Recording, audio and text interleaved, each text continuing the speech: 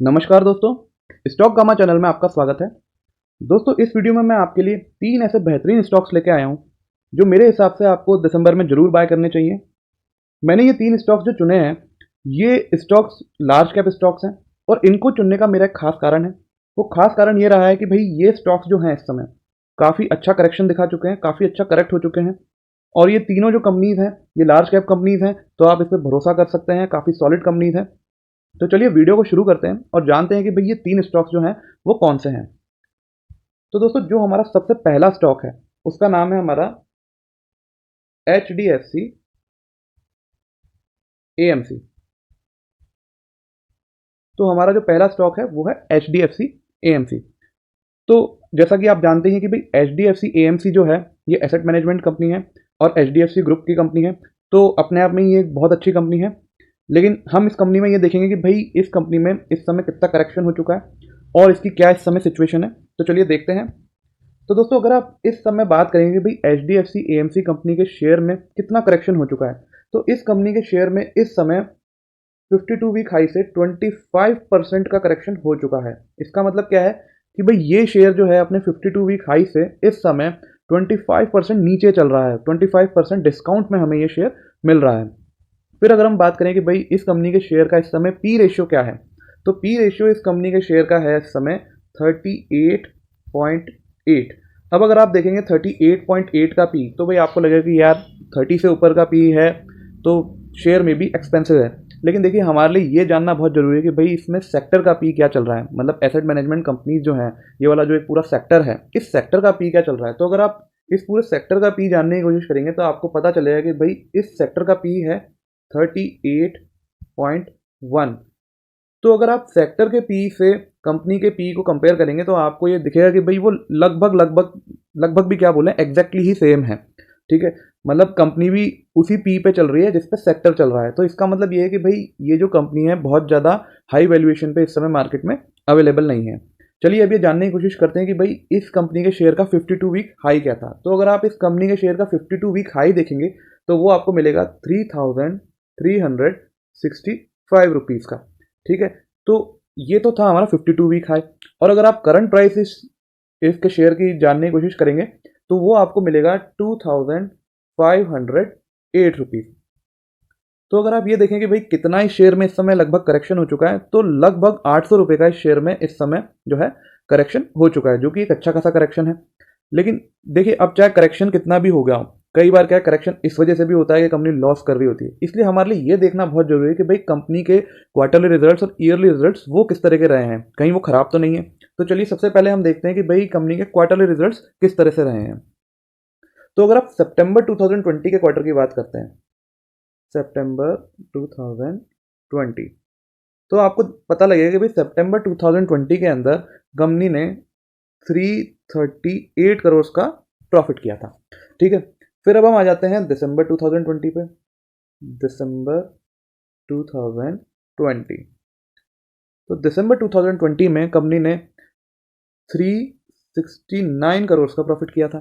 तो आप क्लियरली देख सकते हैं कि भाई सितंबर 2020 से अगर हम दिसंबर 2020 को कंपेयर करते हैं तो भाई दिसंबर 2020 में कंपनी का जो प्रॉफिट है वो थोड़ा सा इंक्रीज हो गया है, लगभग कुछ 30 करोड़ 20-30 करोड़ इंक्रीज हो गया है। फिर हम आते हैं मार्च 2021 के ऊपर। मार्च 2021 के अंदर, तो मार्च 2021 के अंदर कंपनी ने जो प्रॉफिट किया वो था 316 करोड़ का। यहाँ हमें साफ दिखाई दे रहा है कि भाई दिसंबर से मार्च में कंपनी का प्रॉफिट है वो काफ़ी कम हो गया। लगभग आप कह सकते हैं कि 50-55 पॉइंट कुछ कम हो, करोड़ कुछ कम हो गया। उसके बाद हम देखते हैं कि भाई जून 2021 में क्या प्रॉफिट रहा कंपनी का। जून 2021, तो जून 2021 के अंदर कंपनी का जो प्रॉफिट रहा वो था 345 करोड़ का। तो यहाँ पे आप देख सकते हैं कि भाई कंपनी का प्रॉफिट एक बार फिर बढ़ गया जून 2021 के अंदर। फिर हम सितंबर 2021 का प्रॉफिट देखते हैं। सितंबर 2021, तो इस क्वार्टर के अंदर कंपनी का जो प्रॉफिट था वो हो गया 344 करोड़ का। ठीक है, अगर आप इसको जून से कंपेयर करेंगे तो सिर्फ 1 करोड़ की कमी आई। तो ओवरऑल अगर हम इस कंपनी के क्वार्टरली रिजल्ट्स को देखते हैं तो हमें ये नजर आता है कि भाई क्वार्टरली ये जो कंपनी है काफ़ी स्टेबल इस समय परफॉर्मेंस दिखा रही है। ना इसके प्रॉफिट बहुत बढ़ रहे हैं ना बहुत घट रहे हैं, बस वहीं ऊपर नीचे थोड़ा बहुत हो रहे हैं। और देखिए इसके अंदर काफ़ी चीज़ें और भी रीज़न है, कोरोना का लॉकडाउन, बहुत सारी चीज़ें इसमें और भी हैं। तो अगर कंपनी अपना प्रॉफिट लगातार बनाए हुए हैं तो ये भी एक काफ़ी अच्छा साइन है। लेकिन हमें ज़्यादा अच्छी क्लियर पिक्चर जो है कंपनी के बारे में तब पता लगेगी जब हम इसके ईयरली रिजल्ट्स देखेंगे। तो चलिए हम इसके ईयरली रिजल्ट्स भी एक बार देख लेते हैं। तो अगर आप इस कंपनी के ईयरली रिजल्ट्स देखेंगे तो आपको पता चलेगा कि भाई कंपनी ने 2017 के अंदर जो प्रॉफिट किया वो कितना था, 550 करोड़ का। ठीक है, उसके बाद हम 2018 के ऊपर आ जाते हैं। 2018 के अंदर कंपनी ने जो प्रॉफिट किया वो था 711 करोड़ का। फिर अगर हम 2019 की बात करें तो 2019 के अंदर कंपनी ने जो प्रॉफिट किया वो था 930 करोड़ का। और उसके बाद अगर हम 2020 की बात करते हैं तो 2020 के अंदर कंपनी ने जो प्रॉफिट किया वो था 1262 करोड़ का। और फिर अगर 2021 की बात करें तो 2021 के अंदर कंपनी ने प्रॉफिट किया 1325 करोड़ का। तो भाई यहाँ पे आप क्लियरली देख सकते हैं कि भाई 2017 से 2021 तक हम देखते हैं तो कंपनी के प्रॉफिट हर साल लगातार बढ़ते चले जा रहे हैं। तो देखिए ये होती है एक अच्छी कंपनी की पहचान कि भाई कंपनी बहुत स्ट्रांग है, हर साल इसके प्रॉफिट बढ़ते ही जा रहे हैं, बढ़ते ही जा रहे हैं। तो मेरे हिसाब से अगर कंपनी की हम फंडामेंटली बात करें तो मुझे ये कंपनी काफ़ी सॉलिड लगती है। ठीक है, अब हम देख लेते हैं कि भाई इस कंपनी का शेयर होल्डिंग पैटर्न कैसा है। तो अगर आप इस कंपनी के शेयर होल्डिंग पैटर्न की बात करेंगे तो आपको ये दिखेगा कि भाई इस कंपनी के 68.85% शेयर्स जो हैं वो हैं किसके पास, प्रमोटर के पास। तो इसका मतलब क्या है कि भाई प्रमोटर के पास इस कंपनी के शेयर्स की काफ़ी अच्छी होल्डिंग है, काफ़ी बढ़िया होल्डिंग है, काफ़ी सॉलिड होल्डिंग है, और ये काफ़ी अच्छी बात भी है। ठीक है, फिर हम देखते हैं कि भाई इस कंपनी के अंदर 8.95% जो शेयर्स हैं वो किसके पास हैं, वो हैं हमारे FII के पास, मतलब फॉरेन इंस्टीट्यूशनल इन्वेस्टर्स के पास। ठीक है, फिर इस कंपनी के 7.58% शेयर्स जो हैं वो किसके पास हैं, वो है DII के पास, मतलब डोमेस्टिक इंस्टीट्यूशनल इन्वेस्टर्स के पास। ठीक है, और अगर हम पब्लिक की बात करें तो पब्लिक के पास इस कंपनी के हैं 14.61% के शेयर्स, ये हैं हमारे पब्लिक के पास। तो भाई अगर आप शेयर होल्डिंग पैटर्न भी देखेंगे तो भाई देखिए पहली बात तो ये कि प्रमोटर की अच्छी खासी होल्डिंग है। ठीक है, फिर FII DI की होल्डिंग मैं जरूर ये कहूँगा कि थोड़ी सी कम है, लेकिन उससे कोई बहुत ज़्यादा फर्क नहीं पड़ता, क्योंकि देखिए HDFC अपने आप में ही एक बहुत ही ट्रस्टवर्दी नाम है, बहुत ही पॉपुलर नाम है, एक ब्रांड है, बहुत अच्छी चीज़ है। तो इसलिए मेरा ऐसा मानना है कि भाई नो डाउट थोड़ी सी FII DI की होल्डिंग कम है, लेकिन इस शेयर के ऊपर हमें सिर्फ इस वजह से डाउट नहीं करना चाहिए। तो अगर मैं ओवरऑल इस शेयर की बात करता हूं तो मेरा ऐसा मानना है कि क्योंकि देखिए इस शेयर के अंदर 25% का करेक्शन हो चुका है, तो आपको इसके ऊपर अपनी नज़र जरूर बना के रखनी चाहिए। और अगर आपको ठीक लगे कि भाई इससे ज़्यादा ये शेयर और नहीं गिरेगा तो आपको इसे बाय जरूर करना चाहिए। चलिए अब ये देखते हैं कि हमारा नेक्स्ट शेयर कौन सा है। तो दोस्तों हमारा जो नेक्स्ट शेयर है उसका नाम है बजाज ऑटो। ठीक है, तो दोस्तों आप मेरे हिसाब से सब लोग इस शेयर को जानते ही हैं, काफ़ी बड़ी कंपनी है, काफ़ी अच्छी कंपनी है, और निफ्टी 50 का पार्ट भी है। ऑटो सेक्टर से ये शेयर जो है बिलोंग करता है। इसकी काफ़ी सारी बाइक्स और थ्री व्हीलर्स मार्केट में है। इसकी सबसे पॉपुलर बाइक आप सब जानते हैं बजाज पल्सर है। ठीक है, तो ये स्टॉक जो मैंने चुना है इसको भी उसी कारण से चुना है, क्योंकि इस स्टॉक के अंदर अगर आप देखेंगे कि इस समय कितना करेक्शन हो चुका है, तो इस स्टॉक के अंदर इस समय 24% का करेक्शन हो चुका है, जो कि काफ़ी अच्छा खासा करेक्शन है। इसका मतलब ये है कि भाई ये स्टॉक इस समय अपने 52 वीक हाई से 24% नीचे चल रहा है, जो कि काफ़ी चीप मैं मानता हूँ कि भाई 24% अगर निफ्टी 50 के शेयर गिरते हैं तो आपको उनको एक बार जरूर देखना चाहिए कि वो स्टॉक्स किस तरह के हैं। फिर अगर हम इस स्टॉक के पी की बात करते हैं तो इस स्टॉक का जो पी है इस समय वो है 14.7। अब देखिए 14.7 का जो पी है वो अपने आप में ही बहुत कम है, लेकिन फिर भी हम एक बार जरूर देखेंगे कि भाई सेक्टर का पी क्या चल रहा है। तो अगर आप सेक्टर के पी की बात करेंगे तो ऑटो सेक्टर का इस समय जो पी चल रहा है वो है 22.8।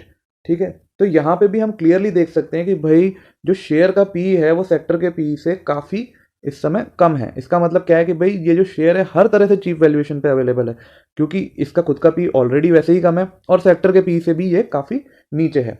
चलिए अब जानते हैं कि भाई इस शेयर का 52 वीक हाई क्या रहा है। तो अगर आप इस शेयर का 52 वीक हाई देखेंगे तो वो आपको मिलेगा 4361 रुपीज़ का। ठीक है, और फिर अगर आप देखते हैं कि भाई करंट प्राइस इस शेयर का कितना है, तो करंट प्राइस इस शेयर का इस समय है 3200 98 रुपीज़ का। ठीक है, तो अगर आप ये जानने की कोशिश करें कि भाई इस शेयर के अंदर कितना करेक्शन हो चुका है इन टर्म्स ऑफ रुपीज़, तो मेरे हिसाब से ये कुछ 1000 से 1100 पॉइंट्स के बीच में कुछ करेक्शन इसमें हो चुका है, जो कि काफ़ी अच्छा करेक्शन है, 24% का करेक्शन है। और अगर आप इस शेयर के मार्केट कैप की बात करते हैं, इस कंपनी की मार्केट कैप की बात करते हैं, तो वो इस समय है 95,000 करोड़। इसका मतलब क्या है कि भाई ये जो कंपनी एक लार्ज कैप कंपनी है, देखिए लार्ज कैप तो खैर इसे वैसे भी होना है क्योंकि ये निफ्टी 50 की पार्ट है, पर ठीक है हम देख लेते हैं कि भाई इसका मार्केट कैप कितना है। अब आती है हमारी मेन बात वही है हमारी कि हम कंपनी के क्वार्टरली रिजल्ट जरूर देखें, क्योंकि देखिए ऑटो सेक्टर में तो ये देखना बहुत ही जरूरी है, क्योंकि ऑटो सेक्टर मैं ये देख रहा हूँ कि पिछले कुछ 4-5 सालों से ऑटो सेक्टर ने बिल्कुल भी परफॉर्म नहीं किया है। तो ऐसे में ऑटो सेक्टर का शेयर आप जब भी लें तो उसके क्वार्टरली रिजल्ट्स जरूर से जरूर देखें, क्योंकि अगर आपने नहीं देखे तो आपके फंसने के बिल्कुल पूरे पूरे चांस रहेंगे, इवन चाहे वो कंपनी निफ्टी 50 की कंपनी ही क्यों ना हो। तो अगर हम इस कंपनी के क्वार्टरली रिजल्ट्स की बात करते हैं तो सबसे पहले हम देखते हैं कि भाई सितंबर 2020 के अंदर कंपनी के क्वार्टरली रिजल्ट्स क्या थे। तो सितंबर 2020 में कंपनी ने जो प्रॉफिट किया था वो था 1137 करोड़ का। ठीक है, फिर दिसंबर 2020 में देखते हैं। दिसंबर 2020 के अंदर अगर आप देखेंगे तो कंपनी ने जो प्रॉफिट किया वो था 1555 करोड़ का। तो यहाँ पे आप देख सकते हैं कि भाई सितंबर 2020 से अगर हम दिसंबर 2020 की तरफ बढ़ते हैं तो कंपनी के प्रॉफिट में एक ठीक ठाक सा जंप आया है। अब हम देखते हैं कि भाई मार्च 2021 के अंदर कैसा रहा। तो मार्च 2021 के अंदर कंपनी का जो प्रॉफिट था वो थोड़ा कम हो गया, और कम होकर हो गया 1329 करोड़ का। ठीक है, तो दिसंबर से मार्च में कंपनी का प्रॉफिट कम हुआ। फिर हम देखते हैं जून 2021 में, जून 2021 इस क्वार्टर में कंपनी का प्रॉफिट और कम हो गया, और कम होकर हो गया 1059 करोड़ का। ठीक है, उसके बाद हम आते हैं सितंबर 2021 में। तो सितंबर 2021 के अंदर कंपनी का जो प्रॉफिट था वो रहा 1774 करोड़ का। तो भाई ओवरऑल अगर हमने पूरे साल के क्वार्टरली रिजल्ट्स देखे तो हमें ये समझ में आता है कि भाई कंपनी का जो प्रॉफिट है वो ना तो बहुत ज़्यादा बढ़ रहा है ना बहुत ज़्यादा घट रहा है। हालांकि जून से अगर आप सितंबर की बात करते हैं तो यहाँ पे हमें एक 70% का जंप लगभग नज़र आ रहा है, लेकिन फिर अगर आप दिसंबर से कंपेयर करेंगे तो आपको ये जंप काफ़ी कम नज़र आएगा। तो मेरे हिसाब से कंपनी ठीक ठाक परफॉर्म कर रही है, कोई ऐसा नहीं है कि बहुत बुरा परफॉर्म कर रही है, बहुत अच्छा भी परफॉर्म नहीं कर रही है। और वैसे भी देखिए ऑटो सेक्टर तो पूरा ही अपने आप में कुछ खास परफॉर्म नहीं कर रहा है 4-5 साल से, तो अगर इसमें बजाज ऑटो थोड़ा बहुत कम परफॉर्म कर रही है तो कोई ऐसा इशू नहीं, मैं इसको बहुत बड़ा इशू नहीं मानता हूँ। लेकिन फिर भी हम इसके ईयरली रिजल्ट्स भी देखेंगे कि भाई ईयरली रिजल्ट्स कंपनी के कैसे हैं। तो अगर आप ईयरली रिजल्ट्स की बात करेंगे बजाज ऑटो की, तो 2017 के अंदर कंपनी ने जो प्रॉफिट किया वो था 3824 करोड़ का। ठीक है, फिर 2018 के अंदर कंपनी ने जो प्रॉफिट किया वो था 3931 करोड़ का। फिर 2019 की अगर हम बात करते हैं तो 2019 के अंदर कंपनी का प्रॉफिट था 4577 करोड़ का। फिर 2020 के अंदर अगर कंपनी के परफॉर्मेंस की बात करें तो 2020 में जो रिजल्ट था कंपनी का वो था 4890 करोड़ का प्रॉफिट। ठीक है, और फिर 2021 के अंदर कंपनी ने जो प्रॉफिट किया वो था 4550 करोड़ का। तो अगर आप ये 5 सालों का इसका ट्रैक रिकॉर्ड देखेंगे कंपनी का कैसा रहा है, तो भाई आप देखेंगे 2017 में जो प्रॉफिट था वो 2018 में बढ़ गया, फिर 2019 में भी बढ़ गया, और फिर 2020 में भी वो प्रॉफिट बढ़ा। फिर 2021 का जो फाइनेंशियल ईयर था उसमें ये प्रॉफिट जो है वो कम हुआ है। लेकिन हमें ये भी याद रखना चाहिए कि भाई ये वाला जो साल था ये वो साल था जिसमें कोरोना ने अपनी पूरी ताकत से अटैक किया, पूरा अपना एक प्रॉब्लम क्रिएट कर दी दुनिया के अंदर। तो इस वजह से भी इसको हमें कंसिडर करना चाहिए। हमें ये नहीं सोचना चाहिए कि भाई कंपनी ने परफॉर्म नहीं किया उस पूरे साल, मतलब आप देखेंगे 2020-21 का जो फाइनेंशियल ईयर था उसमें लगभग पूरे साल ही मार्केट ही बंद रहे। तो उसमें कोई भी कंपनी अगर इतना भी परफॉर्म कर रही है कि उसके रिजल्ट इतने अच्छे आ रहे हैं, मतलब सिर्फ 300 करोड़ से गिरा है, मतलब सिर्फ 8-9% का मेरे हिसाब से इसके अंदर ड्रॉप हमें नज़र आ रहा है ईयर वाइज, तो वो कोई ख़राब ड्रॉप नहीं है, मतलब ऐसा नहीं है कि बहुत ज़्यादा गिर गया है। चलिए अब एक बार इस कंपनी के शेयर होल्डिंग पैटर्न को भी देख लेते हैं। अगर आप इस कंपनी के शेयर होल्डिंग पैटर्न को देखेंगे तो आपको दिखेगा कि भाई इस कंपनी के 53.7% जो शेयर्स हैं वो किसके पास है, वो है प्रमोटर के पास। तो इसका मतलब क्या है कि भाई प्रमोटर के पास कंपनी की अच्छी खासी होल्डिंग है, काफ़ी सॉलिड होल्डिंग है, और ये काफ़ी अच्छी बात है। फिर हम देखते हैं कि भाई 11.21% जो शेयर्स हैं इस कंपनी के, वो किसके पास हैं? FII के पास, मतलब फॉरेन इंस्टीट्यूशनल इन्वेस्टर्स के पास। ठीक है। फिर 12.85% इस कंपनी के जो शेयर्स हैं वो हैं हमारे DII के पास। ठीक है। तो इसका मतलब क्या है कि भाई FII DII की भी इस कंपनी में काफ़ी ठीक ठाक सी होल्डिंग है, रीजनेबल होल्डिंग है। और अगर हम पब्लिक की बात करते हैं तो इस कंपनी में पब्लिक की जो होल्डिंग है वो है 22.25% की। तो मतलब पब्लिक की भी काफ़ी अच्छी खासी इसमें होल्डिंग है। तो अगर मैं शेयर होल्डिंग पैटर्न को भी इस कंपनी का देख रहा हूँ तो भाई मेरे को इसमें कोई खराबी नज़र नहीं आ रही। तो अगर मैं ओवरऑल इस शेयर की बात करूँ तो देखिए मेरा यह मानना है कि भाई ये काफ़ी अच्छा शेयर है। देखिए निफ्टी 50 का शेयर है। कंपनी के रिजल्ट्स भी कोई ऐसे ख़राब नहीं है कि हम बोलें कि भाई कंपनी एकदम डूबती जा रही है, गर्त में जा रही है, ऐसा कुछ नहीं है। कंपनी अच्छा परफॉर्म कर रही है। कोरोना की वजह से ज़रूर थोड़ा सा डिप है, लेकिन कुछ ऐसा नहीं है कि भाई हमें लगे कि यार कंपनी में कुछ बहुत बड़ी प्रॉब्लम चल रही है। और करेक्शन इसमें काफ़ी अच्छा खासा हो चुका है 24% का। और उसके बाद सोने पे सुहागा ये है कि भाई पी रेशियो जो है इस शेयर का काफ़ी कम हो चुका है, 14.7 पे पहुंच चुका है। तो मेरा ऐसा मानना है कि भाई यहाँ से ये शेयर ऊपर जा सकता है। तो आप भी इस शेयर पे नज़र रखें। अगर आपको लगता है कि भाई ये शेयर अब और नहीं गिरेगा तो इसमें आप बाय करने की दिसंबर में ज़रूर सोचिए। चलिए अब अपने तीसरे शेयर की तरफ चलते हैं। तो दोस्तों हमारा जो तीसरा शेयर है वो FMCG सेक्टर से बिलोंग करता है। अगर आप गैस कर सकते हैं उस शेयर का नाम क्या है तो एक बार कमेंट करके ज़रूर बताएं। चलिए मैं आपको बताता हूँ शेयर का नाम क्या है। उस शेयर का नाम है कोलगेट पामोलिव। Colgate Palmolive. अब देखिए दोस्तों ये जो शेयर है ये काफ़ी अच्छा शेयर है। अगर आप कंपनी की बात करते हैं तो ये काफ़ी पॉपुलर कंपनी है, सब लोग इस कंपनी को जानते हैं। सब लोगों ने इस कंपनी के प्रोडक्ट को कभी ना कभी यूज़ किया है या हो सकता है अभी भी यूज़ कर रहे हो, क्योंकि कोलगेट का हमारा टूथपेस्ट भी आता है, टूथब्रश भी आता है, पामोलिव साबुन भी आते हैं, मतलब हज़ार तरह के आइटम से कंपनी बनाती है। और काफ़ी रिलायबल कंपनी है, काफ़ी पुरानी कंपनी है, काफ़ी अच्छी कंपनी है। और इस कंपनी को चुनने का भी इस समय जो मेरा रीज़न है वो सेम ही है कि इसमें काफ़ी अच्छा करेक्शन हो चुका है। तो चलिए जानते हैं कि इस शेयर के अंदर कितना करेक्शन हो चुका है। तो अगर आप इस शेयर के करेक्शन की बात करेंगे तो इस समय ये अपने 52 वीक हाई से 21% ये जो शेयर है करेक्ट हो चुका है। तो ये काफ़ी अच्छा खासा करेक्शन है।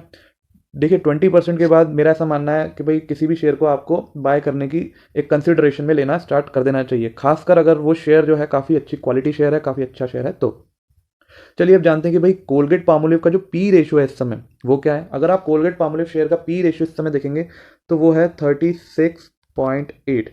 अब यहाँ पे भी आपको देखिए देख के ये लग सकता है कि भाई 30 से ऊपर पी है तो ये एक्सपेंसिव है।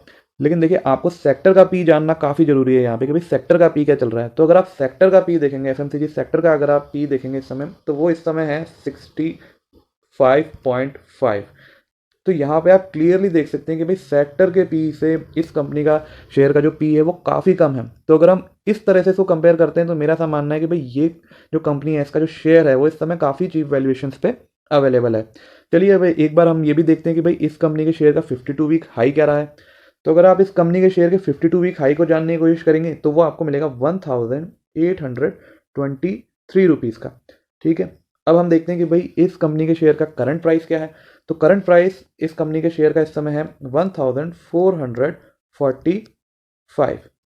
तो अगर आप देखेंगे कि भाई कितना करेक्शन इस शेयर में हो चुका है इस समय, तो लगभग 400 रुपये का करेक्शन इस समय शेयर के अंदर हो चुका है। और परसेंटेज वाइज मैं आपको बता ही चुका हूँ कि ये शेयर लगभग 21% करेक्टेड है, जो कि काफ़ी अच्छा करेक्शन है, काफ़ी सॉलिड करेक्शन है।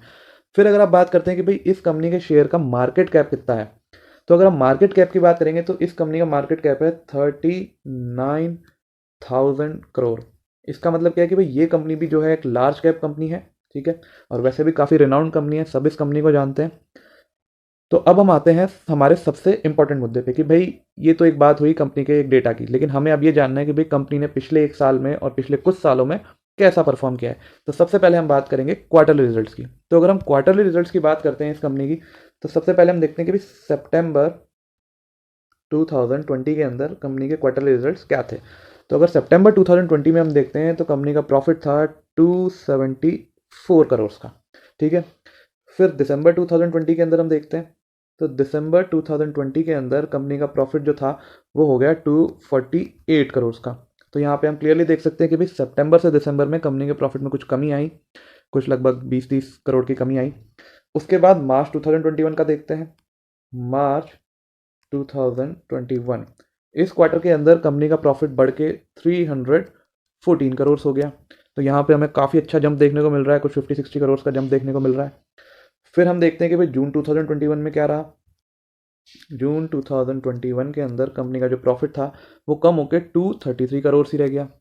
तो यहाँ पे हमें काफ़ी अच्छा खासा डिप नज़र में आ रहा है, लगभग 70-80 करोड़ का जो है प्रॉफिट में कमी आई। फिर सितंबर 2021 का देखते हैं। अगर सितंबर 2021 की आप बात करेंगे तो जो प्रॉफिट रहा वो रहा 269 करोड़ का। तो यहाँ पे हमें देखने को मिलता है कि कुछ 30-40 करोड़ जो है प्रॉफिट बढ़ गया। तो अगर ओवरऑल हम पूरे ईयर का हम प्रॉफिट देखते हैं तो हमें क्या नज़र आता है कि भाई कंपनी का जो प्रॉफिट है 2 क्वार्टर तक तो बढ़ता रहा, फिर 2 क्वार्टर से 1 क्वार्टर ये घटा, फिर 1 क्वार्टर फिर बढ़ गया। मतलब क्वार्टरली रिजल्ट जो है वो थोड़ा सा ऊपर नीचे एक स्टेबल रेंज में घूम रहे हैं। तो क्वार्टरली रिजल्ट जो हैं इसके काफ़ी ठीक ठाक से हैं, मतलब ख़राब भी नहीं है, अच्छे भी नहीं है। अब हम देखते हैं कि भाई कंपनी के ईयरली रिजल्ट्स किस तरह के रहे हैं। ये देखना काफ़ी ज़रूरी होता है क्योंकि इससे हमें कंपनी का एक पास्ट, एक उसकी हिस्ट्री, एक उसके फंडामेंटल समझ में आते हैं कि भाई कंपनी किस तरह का परफॉर्मेंस दिखाती है। तो अगर आप ईयरली रिजल्ट्स की इस कंपनी की बात करेंगे तो भाई 2017 के अंदर कंपनी ने जो प्रॉफिट किया वो था 577 करोड़ का। ठीक है, अब हम देखते हैं 2018 में कंपनी ने कितना प्रॉफिट किया। तो 2018 के अंदर कंपनी ने प्रॉफिट किया 673 करोड़ का। फिर 2019 के अंदर कंपनी ने प्रॉफिट किया 775 करोड़ का। फिर 2020 के अंदर कंपनी ने प्रॉफिट किया 816 करोड़ का। और फिर 2021 के अंदर कंपनी ने प्रॉफिट किया 1035 करोड़ का। तो देखिए यहाँ पे आप क्लियरली देख सकते हैं कि भाई साल दर साल, 5 साल लगातार कंपनी का प्रॉफिट जो है वो बढ़ता ही गया है। इससे हमें पता लगता है कि भाई कंपनी जो है वो फंडामेंटली बहुत स्ट्रांग है, बहुत ही अच्छा परफॉर्मेंस करती है, इसके परफॉर्मेंस पे कोई इशू नहीं है क्योंकि 5 साल से लगातार इस कंपनी के जो प्रॉफिट्स हैं वो बढ़ते ही जा रहे हैं। ठीक है, अब हम देखते हैं कि भाई कंपनी के शेयर होल्डिंग में क्या स्थिति है, शेयर होल्डिंग का पैटर्न किस तरह का है। तो अगर आप शेयर होल्डिंग पैटर्न इस कंपनी का देखेंगे तो आपको पता लगेगा कि भाई इस कंपनी के 51% शेयर जो हैं वो किसके पास हैं, प्रमोटर के पास हैं। तो भाई 50% से ज़्यादा शेयर हैं तो मैं इसको एक अच्छी खासी होल्डिंग मानता हूँ। ये भी एक अच्छा साइन है कि भाई प्रमोटर के पास सॉलिड होल्डिंग है, उसकी कंपनी में अच्छी पकड़ बनी हुई है। फिर हम देखते हैं कि भाई 19.14% जो शेयर हैं इस कंपनी के वो किसके पास हैं, FII के पास हैं, मतलब फॉरेन इंस्टीट्यूशन इन्वेस्टर्स के पास है। इसका मतलब क्या है कि भाई फॉरेन के जो इन्वेस्टर्स हैं उनको इस शेयर के ऊपर काफ़ी भरोसा है क्योंकि उन्होंने इसमें 20% लगभग हिस्सेदारी खरीद रखी है। फिर अगर आप DII की इसमें होल्डिंग देखेंगे तो DII की इस कंपनी में जो होल्डिंग है वो है 7.69% की। तो DII की होल्डिंग इसमें ज़रूर थोड़ी कम है लेकिन FII की काफ़ी ज़्यादा है। तो अगर इन्वेस्टर्स की हम बात करें तो इन्वेस्टर्स का रुझान इस शेयर के प्रति मुझे ऐसा लगता है कि अच्छा ही है। फिर अगर हम पब्लिक की बात करते हैं तो पब्लिक के पास इस कंपनी के 22.16% शेयर्स हैं। तो मतलब पब्लिक के पास भी काफ़ी अच्छी खासी इस कंपनी की शेयर की जो होल्डिंग है वो है। तो अगर ओवरऑल मैं इस कंपनी की बात करता हूँ तो देखिए मेरे हिसाब से ये शेयर काफ़ी अच्छा है क्योंकि देखिए साल दर साल एक तो इसका प्रॉफिट बढ़ता चला जाता है, करेक्शन इस समय इसमें काफ़ी हो चुका है, पी रेशियो के हिसाब से भी अगर हम देखते हैं सेक्टर से कंपेयर करते हैं तो वो ज़्यादा नहीं है। और अगर मार्केट कैप की बात करें तो मार्केट कैप के हिसाब से ये लार्ज कैप कंपनी है, वेल रिनाउंड कंपनी है, बहुत ट्रस्टवर्दी कंपनी है। तो मेरे हिसाब से आपको अगर लगता है कि भाई ये शेयर यहाँ से और नीचे नहीं जाएगा, यहाँ से ये ऊपर की यात्रा अपनी चालू करेगा, तो आपको इस शेयर में भी ज़रूर दिसंबर में इन्वेस्ट करना चाहिए। तो दोस्तों ये थे मेरे 3 शेयर। अगर आपको मेरा वीडियो अच्छा लगा हो तो इसे लाइक और शेयर जरूर करें और मेरे यूट्यूब चैनल को सब्सक्राइब करें। Thank you.